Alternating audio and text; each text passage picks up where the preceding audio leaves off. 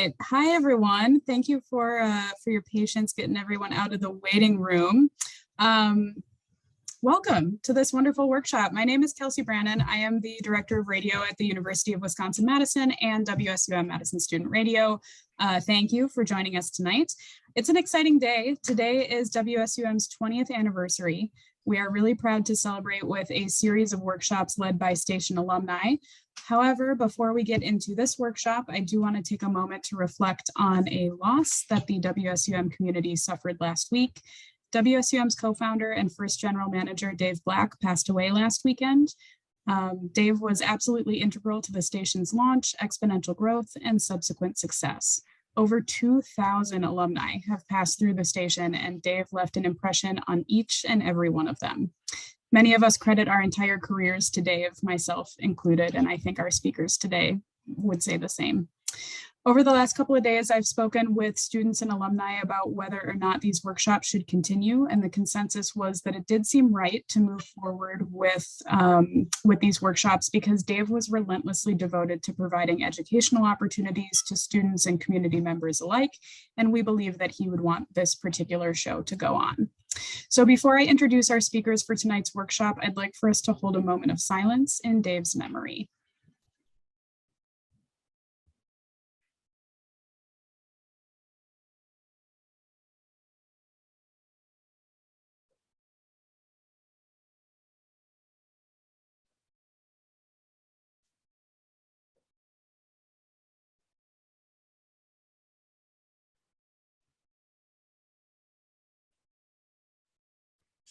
Thank you, everyone.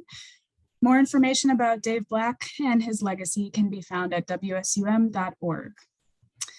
We'll turn our attention now to tonight's workshop on sports broadcasting, and I am pleased to introduce Kyle Deckelbaum, Chris Vosters, and Reid Magnum. Kyle Deckelbaum is an Emmy and three-time Edward R. Murrow award-winning TV sports reporter at Little Rock ABC affiliate KATV. He began his career at WKBT, the CBS affiliate in La Crosse, after serving as WSUM Sports and News Director from 2009 to 2012. Chris Vosters is a play-by-play broadcaster based in Chicago. At the University of Wisconsin, Chris graduated with honors from the School of Journalism and Mass Communication. Since 2017, Chris has called games for the Big Ten Network, Fox Sports, the ESPN family of networks, NBC Sports, and Stadium. The Sportscasters Talent Agency of America recognized Chris on its latest 30 under 30 list of top broadcasters under the age of 30. Reid Magnum is the official on-air voice of Wisconsin Badger women's hockey and a fill-in play-by-play broadcaster for Wisconsin Badger women's basketball. Along with his wife, Reid is also the co-host of the syndicated radio show Reid Chelsey Mornings. Kyle, Chris, and Reid, thank you so much for being here. This is 3 consecutive generations of WSUM Sports Directors. Am I right in saying that? Yes. Yeah. Okay, I'll let the 3 of you take it away. Cal, you're the senior. You're the senior you guy. Want to start? Well, no, it's fun to be with you guys, and certainly fun to do this overall. It's sort of amazing how far I think, looking back, the WSUM has come. I mean, I know the guy who kind of got things off the ground for WSUM Sports was Eric Levine, and Chris, you may remember he was a senior when I was a freshman, so I'm not sure, but he was just big into hockey, and it's crazy to think back. This is 2006, 2007, I guess. And back then, like, WSUM didn't even have the rights to broadcast games. We would just go do it and record it, and they would never actually air anywhere.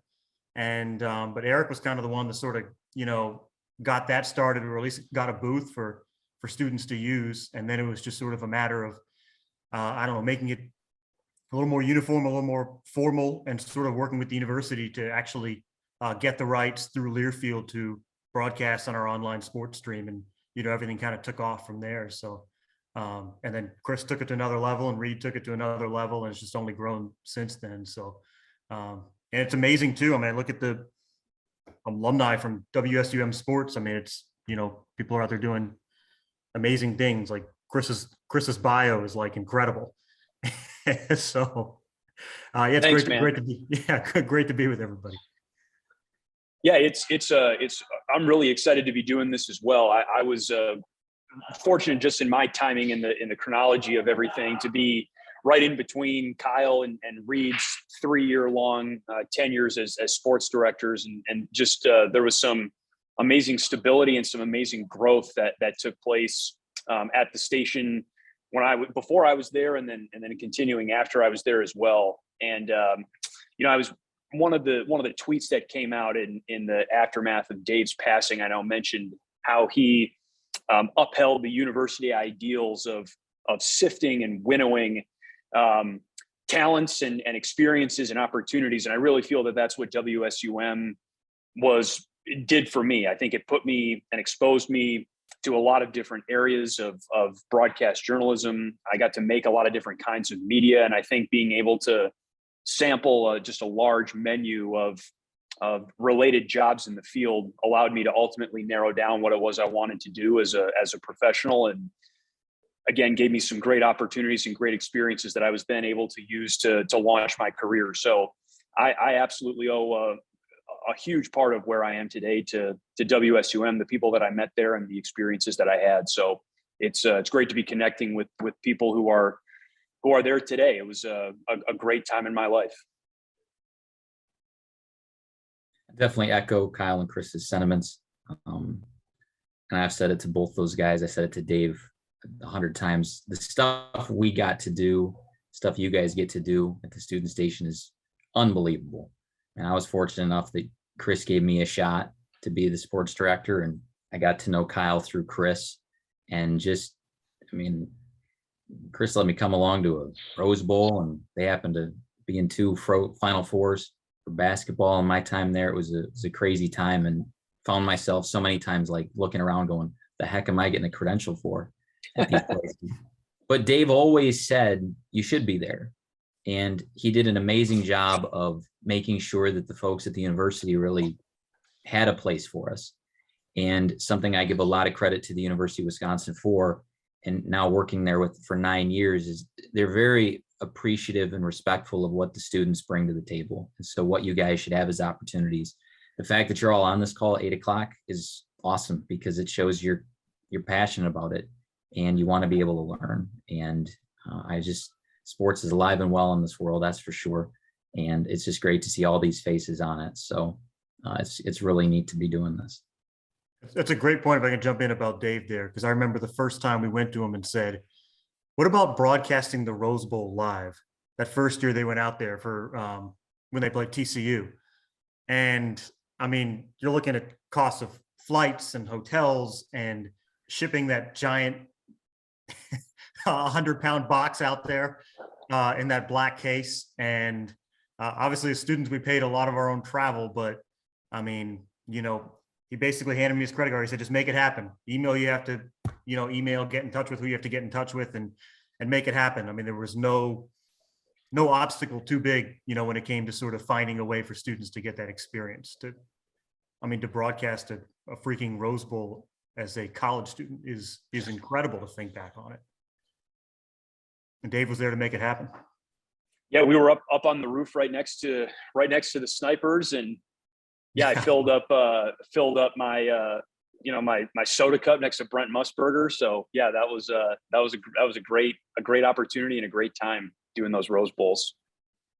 The thing too, to add off what Kyle said, and I know Kelsey's going to continue to lead in this way, is all of you have to make things happen for yourselves.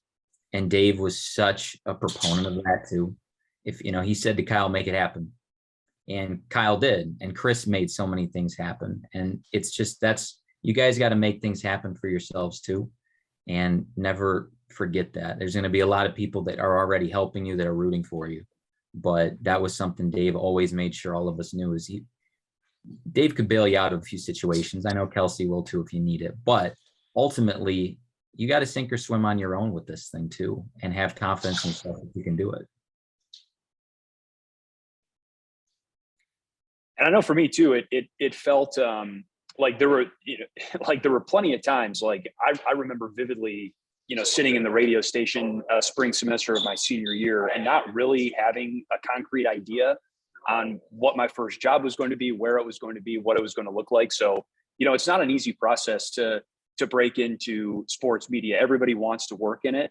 And so just, don't worry about it if you feel uncertain, or if there are times when doubt creeps in. I mean, that's all just part of the process. But to echo what Reid said, keep pushing, make it happen, and just know that you've got a great lab in WSUM to put things together that will help you make that leap from your college sports media career into a professional one. And it takes time. It doesn't necessarily happen overnight, but you've got all the tools right at your fingertips, and it's just a tremendous place to be, and a tremendous place to start your career. It really is.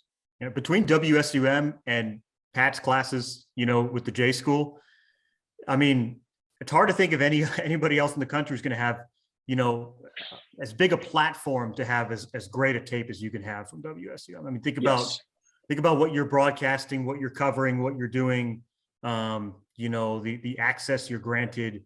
Once you graduate, it takes you almost 10 years to get back to where you are as a junior or senior, through WSUM and the J School, as far as what you're doing and what you're covering and what you're broadcasting. So you've got such an opportunity for, to really make a great tape.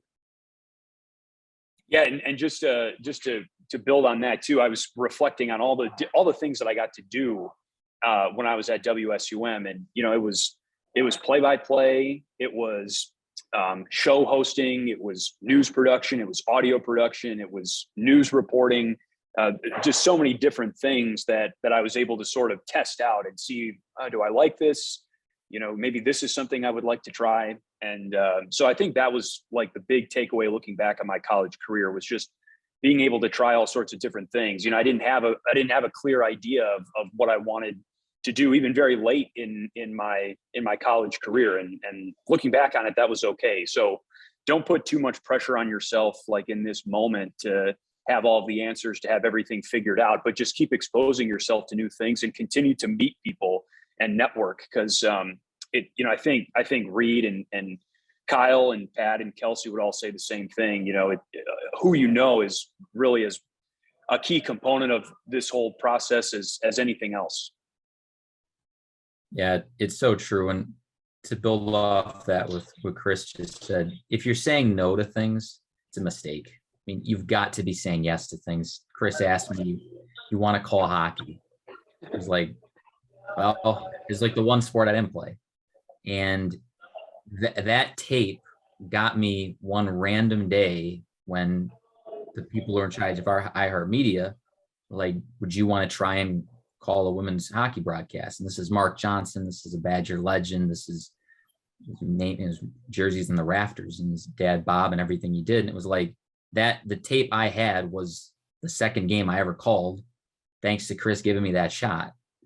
And 8 years later, they won multiple national championships and all these crazy things that it ended up going into because I said yes. So you're going to be given opportunities. And if you don't know a lick about the sport, start getting online and figuring it out. And you can take chances and you can mess up. And it's a place to do it. Because in the real world, I mean, candidly, I got the opportunity because the guy who did it for iHeart screwed up. And that's why I got the opportunity. So in the real world, it's a short leash a lot of times. That's not meant to scare you. It's the reality. And so this is the place where you can really, as Chris said, go into the lab, mess around, try some things, ask a ton of questions. It's incredible when you're a student. I mean, I walking up to Jim Nance, and he was the nicest guy to me because I was a student. These people, when you're a student, they really, what's cool about the sports broadcasting fraternity is they want to help you. All of them do. And Rachel Nichols will give you the time, and because you're a student. So take advantage of that. Be respectful, be brief in your interactions. But as a student, you get a lot of leeway and take advantage of that. As Chris was saying, try some things, see what you like, see what you don't like, see what your skill sets are, what you're naturally good at, what things you want to work on. But if you're saying no to opportunities at this level, really a big mistake. You should be saying yes to almost everything you can, even if you don't think you'll like it. You'll never know. So I'll never forget, we had Chris Fowler. I emailed him cold, basically, on the student section. And then I went up and introduced myself when they had like media availability, when College Game Day was in town, the year they went from Bascom Hill. And he said, "Hey, come on with me," and invited me into their production meetings. And I sat there for like an hour and a half, just sort of watching their production meetings. And I mean, couldn't have been any nicer to Reid's point, you know, so these guys want to help. And I think Reid brought up a good point too. You know, we were sort of doing Wisconsin women's hockey essentially because nobody else was.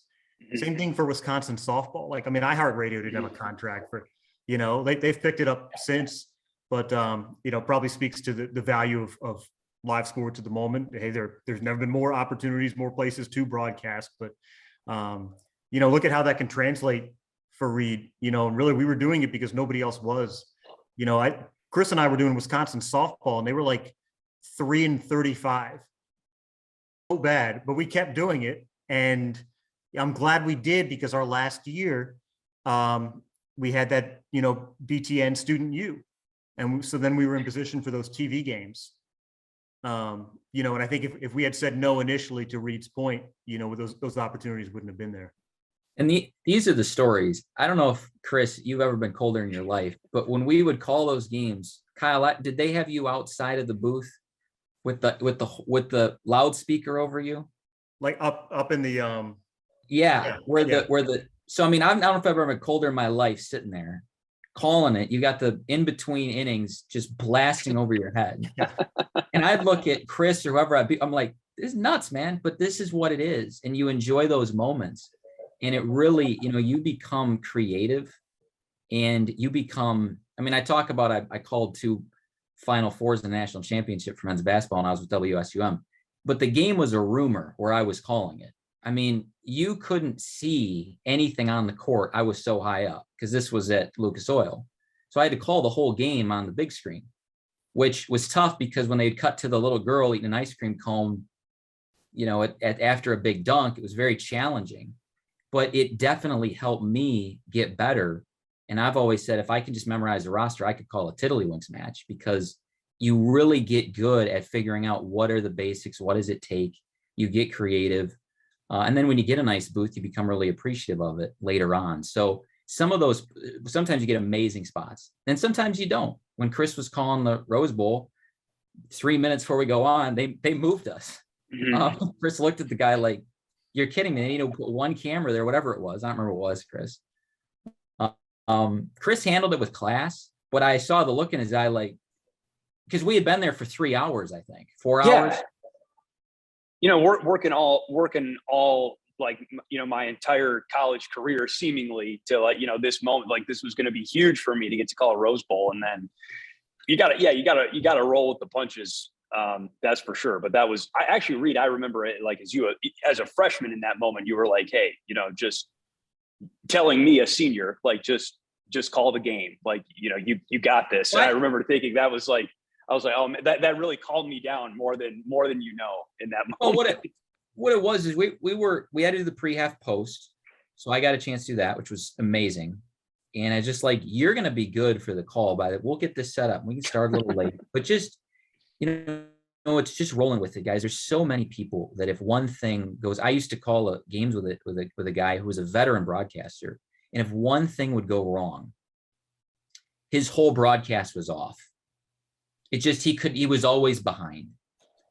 This is live radio. This is live television, baby. Like, you got to embrace it. That's why it's live. So, you know, people that, and Chris called it great, and he didn't let himself get rattled. It's nice of him to say that I helped him with it, but he controlled himself with it. And, you know, you can't allow yourself to get rattled. I mean, the Super Bowl lost power a few years ago. Like, just think about that for a minute. I've talked to the producer of that, and Kevin Harlan's sitting there slamming on his headphones like, I can't hear anything. Half the stadium's dark. Like, this is what it is at any level. And you can either stay in the moment and get the job done professionally. I mean, I've called the Frozen Four on a phone for the first period because of tech issues. So you just got to roll with this stuff. And I think that when things, if they go wrong at WSUM, don't say, well, this never happens. No. It's crazy things happen too at any level. Yeah. Even a Super Bowl. So that was a Dave Black line. I mean, of you, Chris, was always think of the next best option. Like, always have sort of the backup plan in your mind. And he was very quick to say, okay, that IP connection isn't working. always think of the next, always, and it never was, always think of the next Online. option. Yeah. Online. Yeah. Yeah. One piece of unsolicited advice I would just say to everybody on the call, obviously it's great to have something lined up when you graduate, and that should certainly be the goal. But, it also, I would really focus on just having something to show, when your WSUM career comes to an end. Zach, we were talking before we started that you just had your last broadcast, so whatever it is, if it's a sample of of play-by-play, if it's a clip of you interviewing a guest, if it's a clip of you hosting a show, something that you've written or produced or shot on video, whether you're in front of the camera or behind it, just have something that you can show, like, hey, this is what I've done. This is what I can do. And, maybe you haven't necessarily pinpointed exactly what it is you want to do. And, in my case, I was really looking, beggars can't be choosers. I was looking for the first opportunity really that came along that would allow me to do play-by-play announcing, whether it was in, Madison, Wisconsin, or, Anchorage, Alaska. But just have something that you can show and just, this is what I can do. And, just kind of something tangible to take from your time at WSUM that you could show somebody in the industry, even if you're just asking for career advice, like, hey, would you take a look at this? Would you listen to this? Could you give me some feedback? Make that a focal point if you haven't already, to just have something that you can show from what you've done and what you've learned at WSUM.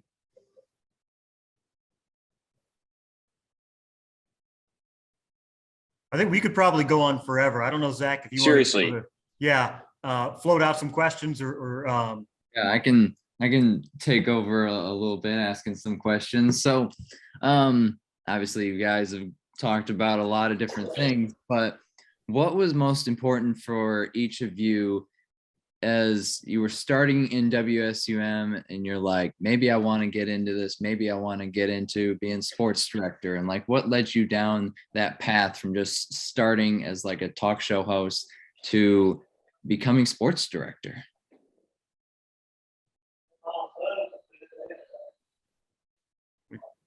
I know it was pretty easy for me. I mean, I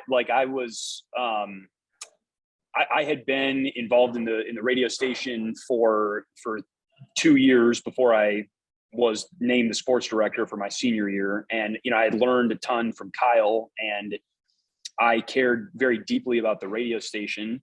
And it was basically it was my favorite place on campus. I mean, I spent a ton of time there. I didn't quite spend the night at the station, but there were definitely times when I napped on that couch in the newsroom. So I was super invested in the station basically, and just wanted, for me, I just wanted to sort of progress up into a leadership position. And I felt that I was qualified to take the reins over from Kyle. And just because I had been for 2 years kind of tapped into his vision and the collective vision of where we wanted the sports department to grow and continue to go. And so that's kind of what led me to that decision, wanting to be sports director, just to continue to be more involved with the radio station. And I know actually for my senior year, this would have been Reid's freshman year, was when we transitioned the radio station from under the purview of life sciences communication to the journalism school, which I think was a great, I hope people still feel that way, but I think it was a great decision at the time as a journalism school alum myself. So that was kind of a cool moment in the radio station's history that I was a part of. And again, Dave really empowered the students to take the reins on that. Yeah, I think two big changes when we were there. One was sort of helping Dave move from life sciences communication to the J School, but the other was from the old studios on State Street above Urban Outfitters, across from Bratz. Before, I remember, that place was so dark and so dingy. It makes you appreciate, what we had then on East Campus Mall. But I think Chris hit the nail on the head. Just the more opportunities you're given, the more invested you become, the more you want to see it grow. And I spent more time eventually at 333 East Campus Mall than anywhere else on campus. I mean, I was there in the morning cutting audio clips for later and planning broadcasts and, doing sort of all the extracurricular work that was required. And then finally you get to the end of the day, you're like, oh gosh, I have a broadcast tonight or tomorrow that I should probably prepare for, because there was so much other stuff to do too. But yeah, I mean, we just spent so much time there. And I was lucky too, though. I think, and Chris and Reid, you guys probably feel the same way too, that, when you have older guys that sort of take you under their wing a little bit, it makes you want to be invested a little bit more too. And I think that was kind of we always had sort of a great group of people, that were involved. And that was a big part of it as well. I'll say this, you don't have to be, you don't have to be sports director to have an amazing, fulfilling time. I don't want anyone to have pressure with that. But I was so lucky because it was ready made by the time Chris graduated. I mean, Kyle did all that stuff. Chris transitions it to the J school, and it was, don't screw it up for me. I mean, that's truly what it was. And because it was just incredible. I walked in as a freshman and they got boards that are, in tens of thousands of dollars. I mean, these boards, guys, are just nuts. And it was an amazing place. So I just wanted to go in and do whatever I possibly could, because I grew up in radio. And so I just wanted to do whatever I could. And for Chris to give me a chance to apply and take it seriously as a freshman doing it was amazing. But then I found out Kyle's history of it. So it was just, I was in the right place at the right time. And my whole goal was just to try to keep it going and grow it. Whether it was people getting involved but I want to just try and cover every broadcast we possibly could. And it was stressful sometimes because these two put all this opportunity out there. And then I didn't want to miss any of it and have any of my peers miss any of it either. So it was pretty easy when Chris pulled me aside and said, I think you potentially could do this. I think, one thing you'll notice about the WSUM broadcasts, and I think, you guys were really good at this too. We, way back when Eric and some of those guys were calling games, you'd hear a lot of "we," and, students would show up wearing red. And I've listened to, at the time, other student broadcasts. And I think we all made it a big priority that we need to have that professional tone in order to be taken seriously. So one of the first things we put out there was never, ever say "we," which was the hardest thing to explain to, because we all obviously live and die by the Badgers. Like it's hard to sort of explain that to people who are training, like never say "we" on air, never wear red to cover. I mean, but simple stuff that I think, goes a long way. And I think helped a lot in the eyes of the athletics department, even as well, that when they saw that we showed up and we weren't, wearing a PJ Hill jersey, that we sort of, to take us seriously. And I think when you apply to jobs, I think they'll hear that on the tapes. That was what I was going to say. I mean, the stuff that Chris said about your tape, if you got a bunch of "we" and "us" in there, unless you're applying for a Wisconsin job, and there's not a lot. So it's just a big deal. And you don't want to get that tape, and as Chris said, and you're listening back to it going, oh my gosh, this is a problem. And you can't get any more of it. So do now really prepare, call the game for like you're, doing it professionally. I mean, I always thought the broadcast we were doing, we tried to do it as professionally as we could, even if there were limitations, even if we're at a place where you're on the roof of some of these places and you didn't have the best view, you still, I mean, that was the standard I think we all had for ourselves, and couldn't achieve it, obviously, calling your second hockey game ever, but that is just the mindset I encourage everybody to be in. Don't use we're just students as an excuse. There's no faster way to have the athletic department think of you in that way than to think it yourself. So don't take yourself too seriously, but also really make sure that you are doing this as professionally as you could. That's a really important thing. Well, that's a good transition into talking about jobs. So what were the struggles? What recommendations do you guys have? Just like, what can you guys tell us about getting your first job out of college? Anybody want to take that one first? Any takers? Well, I guess, you know, one thing is you only need one yes. And I Yep. think, you know, we can all test that we all got a lot of no's. When I was a senior, I was really in between applying for play-by-play jobs and TV news jobs. And, you know, I give a lot of credit for Chris and Reid that have gone down that path, because all the advice I got was that is really hard. And your first job, you're going to be doing 99% sales and, you know, some Friday night high school play-by-play if you're lucky. Like, it's just a really hard path to pursue. And the advice I got was, hey, if you start in TV news, you're always going to be able to transition to play-by-play if you want to down the road. And so, you know, I'm lucky I've been in this market for a while and I've been able to do some play-by-play here, but there's nothing like the thrill of calling play-by-play that, you know, that these guys do. So I think that was a tough decision for me. I'm glad I made the decision that I did. But yeah, the play-by-play is tough. And I did send to some and had a couple interviews for play-by-play, and it was in, you know, middle of nowhere, Iowa. And it was, you know, I'm really lucky. My first TV job was in La Crosse, you know, right down the road. And, you know, I think that kind of set me on a path, I guess, a little bit to stay in TV. But interviewed at a lot of TV stations and a few radio stations and got a lot of no's, and you only need one yes. You know, and I think these guys mentioned it before. It's who you know sometimes. I mean, I'm fortunate you guys remember Jay Wilson on, you know, WISC in Madison, like, was huge with, you know, because I started the sister station to Channel 3. You know, it's who you know sometimes, and that's a big help. Internships are a big part of that as well.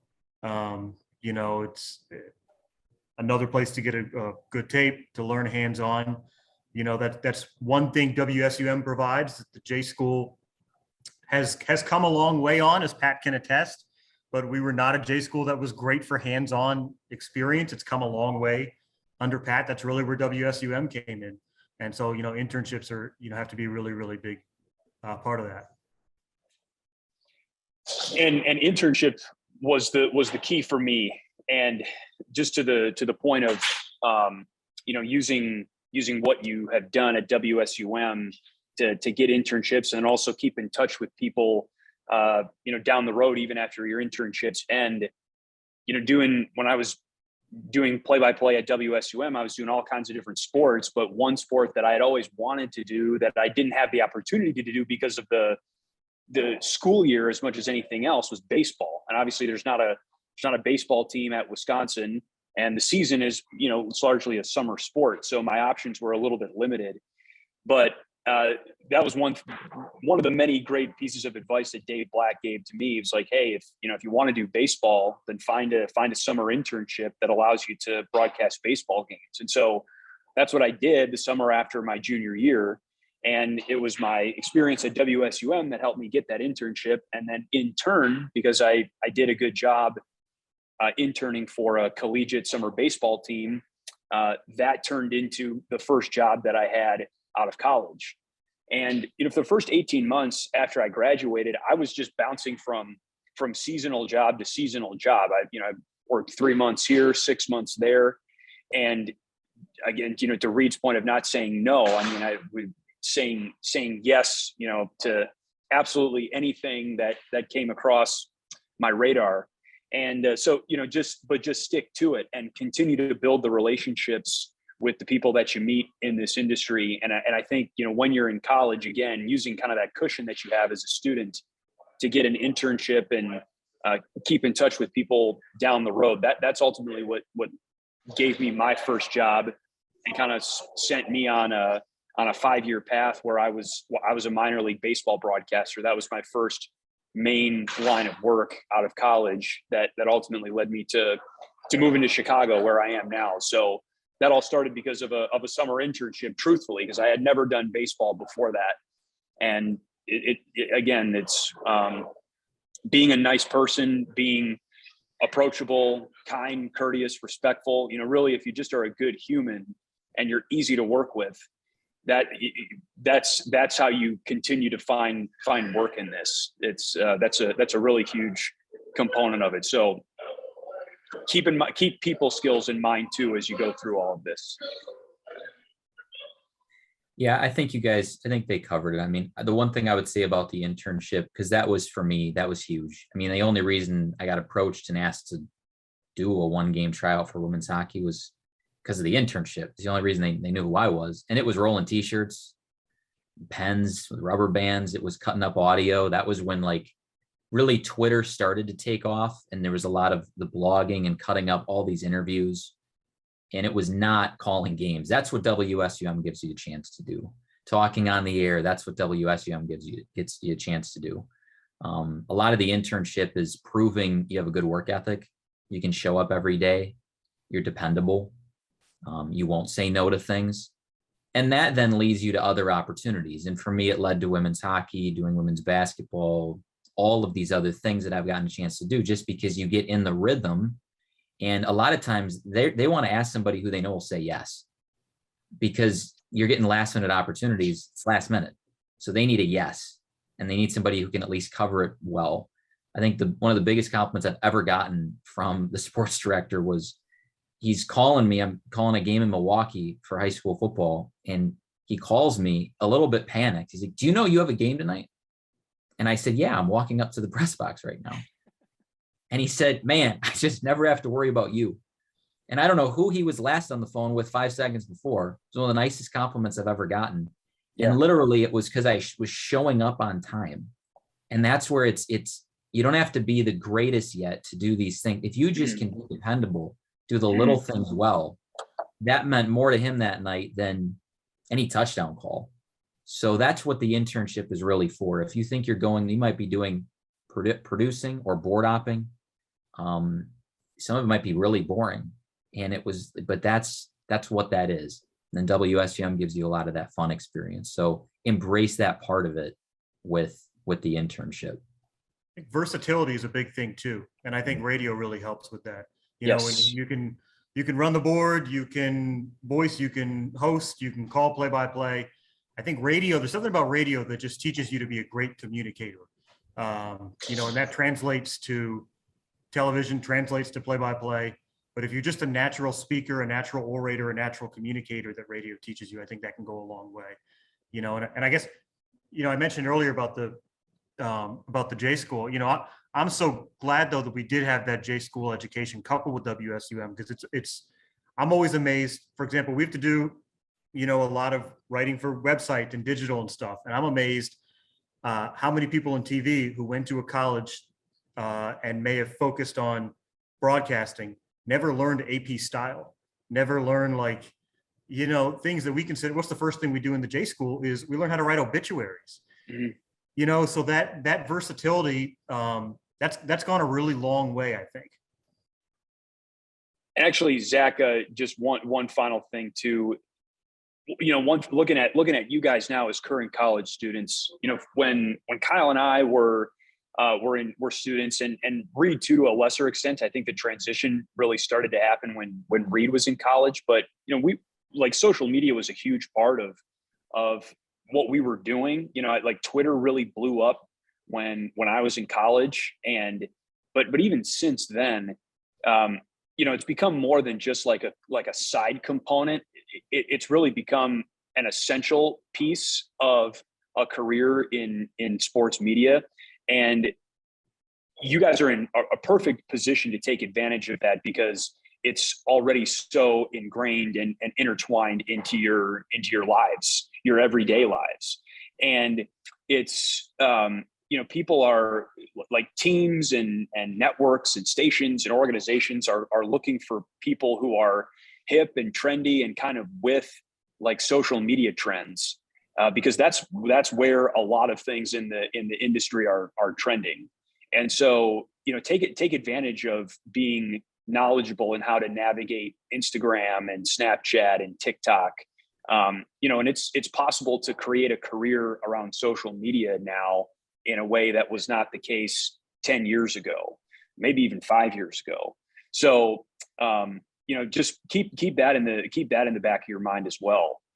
You know, creating like a social media brand and presence, because, you know, more and more, it seems like you see people who are self-made, you know, and just kind of create their own jobs, opportunities, and in some cases even sponsorship opportunities because of their online presence and brand. So, and that's completely self-starting. You don't need any kind of pre-qualifications, or you don't need somebody to hire you.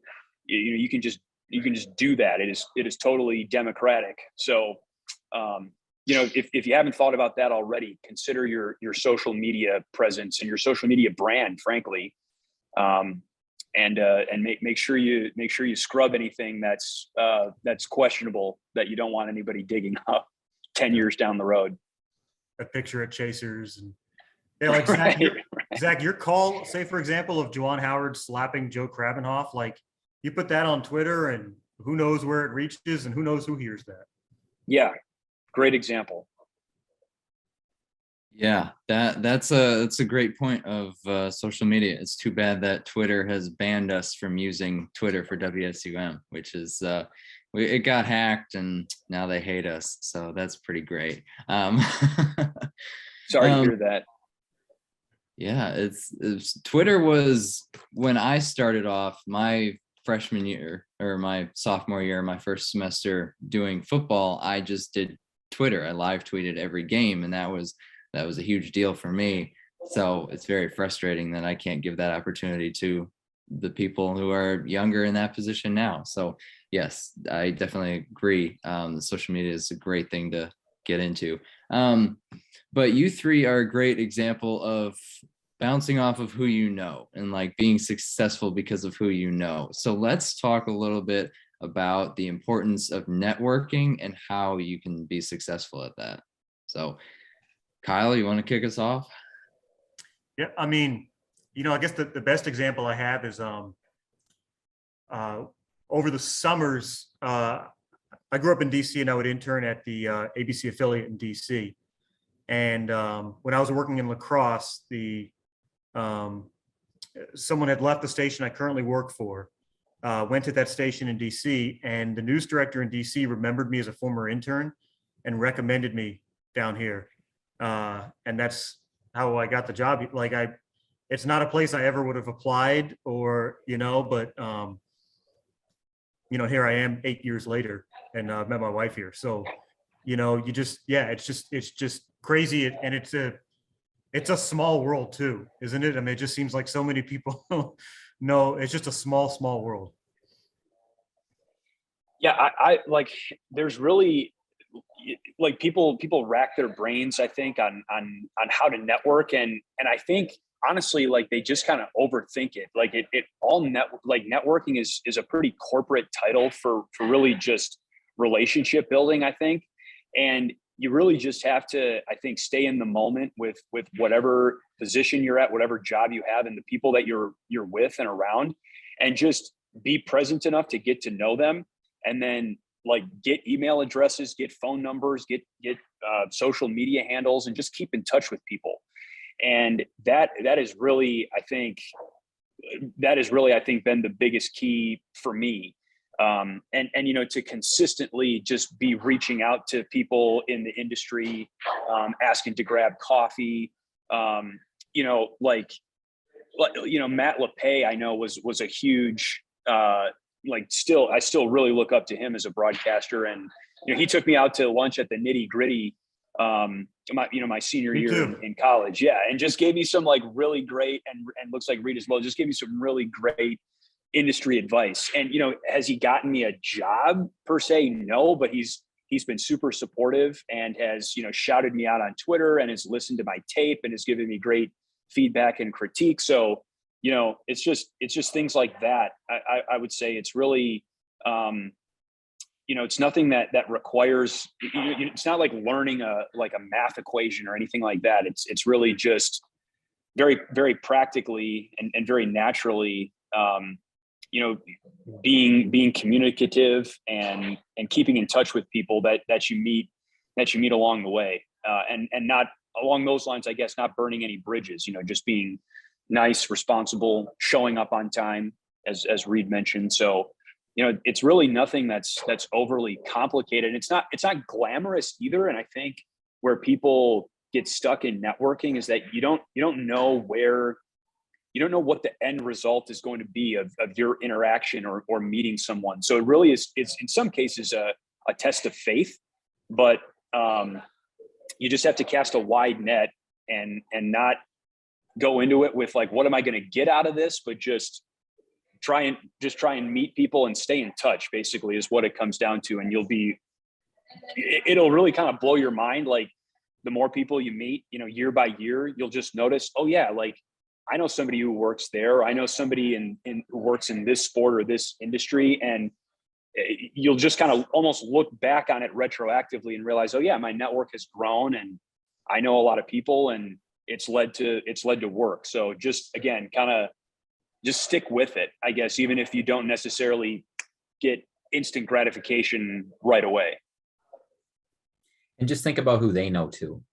I mean, it's not just the people you know, but it's the people they know and they know. And sometimes it can be a couple degrees, but it gets back to you because they need somebody. So that's to Chris's point. Try to have a conversation with as many people as you can. If you get that internship, talk to everybody, not just the Matt LePay person, but I know his producer really, really well. Great guy. He was at my wedding. And he'll bail me out of any text situation. I could text him related to Wisconsin or not, and he would help me out in that. And you just never know. So many times the most interesting people are the producers, the behind the scenes people, the camera people. And that's something too, that treat everybody with respect, treat everybody with appreciation. I'm amazed at the way sometimes people don't appreciate the folks doing the other stuff behind the scenes. And not only is it wrong from a human standpoint, but if you wanted to be selfish about it, it's foolish on your part. These are really important people that make you look good, sound good. If you're not thanking them a lot, you're not doing it the right way. So Chris's point, talk to everybody, have a conversation with everybody, not for yourself, but it's smart. It's important. It's good business practice, I suppose, for lack of a better term. This coming from the business major in the group of us. Yes. But took some journalism classes, but Well, that's a great thing to bring up. So obviously it's important to note that you don't need to be in journalism or, comm arts or whatever to do this business, because I know plenty of people who are at WSUM, but like they're not journalism majors. So do you feel that being journalism majors or whether not journalism majors like really made a difference in what you're doing? I think I can jump in and take this one, I guess. I think for me, thinking about something that Kyle said, like it was great to have, to learn how to write, I think, and think critically, which is why I personally am glad that I'm a journalism major. But, as far as like the critical thinking and argumentative skills, I think just any good college or university is going to teach you how to do that. It's not necessarily journalism dependent, but I knew going into college, I had enough of an idea that I wanted to get into sports broadcasting in some capacity that, and just kind of surveying the majors that Wisconsin offered, journalism kind of married that the closest. And so that's why I made the personal decision to go after a journalism degree. And I'm also much more of like an arts and sciences guy than a math or numbers statistics person. But that's the beauty of sports is that you have people with writing backgrounds, you have people, with more letters and sciences backgrounds, you have people with analytic and stats and numbers based backgrounds as well. And I've run into broadcasters who have engineering degrees and law degrees, and it's just a very wide spectrum. So, again, I wouldn't get too caught up in what your major is, as far as whether it precludes you from a job in the industry. I look at Reid, and he's running a massive conglomerate of radio stations across the state of Wisconsin, and having a business degree is, I would think, really, really beneficial. So there are, you can basically, like, you're gonna come out of the University of Wisconsin with a great degree in whatever it is, and with a lot of extracurricular experience as well. So whatever job or field you find yourself in, you'll naturally be able to pull on whatever your area of specialty was in the classroom and use that to help you find success professionally, I believe. Awesome. Unfortunately, we only have a few minutes left. So I want to end off with one final thing. If each of you could give these, young broadcasters one piece of advice, whether it be related to your time at WSUM or your career now, one piece of advice going forward for them, what would it be? Is that a Kyle question to start off? I know I'm going to come up with a great answer about 7 minutes from now. No, I think I should have thought that this would be asked. Yeah, really. So, I think totally savor where you are. I hope you can, I hope one thing that's come through over the course of the hour from Reid and Chris and I is just how much we loved our time at WSUM and how much it continues to mean to us. And so to savor where you are and to make the most of it. I think from a more serious sort of broadcast side of it, some of the best advice I ever got was from my first news director. She told me the 48-hour rule. 48 hours before you go back and listen to your show, your play-by-play broadcast, whatever it is. If you listen to it right away, which is sort of your first inclination, is as soon as you sign off to go back and listen to it, you're just not going to pick up on everything. Your mind's not going to be fresh. You're going to make excuses for mistakes because you'll remember what you did in that moment. If you give it 48 hours, so many other things will happen in your life that it's like listening back to a totally new broadcast, and you'll be able to critique yourself so much better. That's some of the best advice I got. I guess I would really just reiterate a couple of the points that have been made over the course of the last hour. Be versatile, say yes to everything, even if at first glance or at first blush, it takes you, whatever opportunity we're talking about, it takes you a little bit out of your comfort zone. That's okay. Call hockey, even if you haven't necessarily done it a lot or aren't too familiar with the sport. So be versatile, and then just be cool, be kind, be a good person, be easy to work with, be on time, responsible, professional, and kind of wrap that around the way that you network or just interact with other people, and just, show up day by day, do the work, put the time in, and you will be able to get your career on track. And so, yeah, I guess to just once again summarize, be versatile and be friendly, be nice. well, it's great that these two went first because it gave me a chance to think. So I would say my piece of advice is be willing to work for not a lot of money on some of the jobs you're going to get to start off with. I mean, you're going to feel like you're not being paid enough or something. I did plenty of things that it's not, you're gaining experience, you're gaining opportunities, you're gaining networking, as we talked about. And so a lot of that stuff, say yes. And if it doesn't pay as well or these different things, I mean, I've driven hundreds of miles to call a 2-hour match and didn't get reimbursed on the gas. And is that right or fair? No. But that's this business, especially in the early part of it. And if that's not something you can embrace, you may not want, it's going to be challenging for you. You have ultimate goals, and that's important.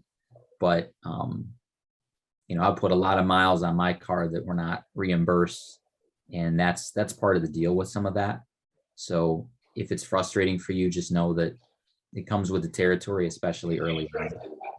Try not to be frustrated by it. Mm-hmm.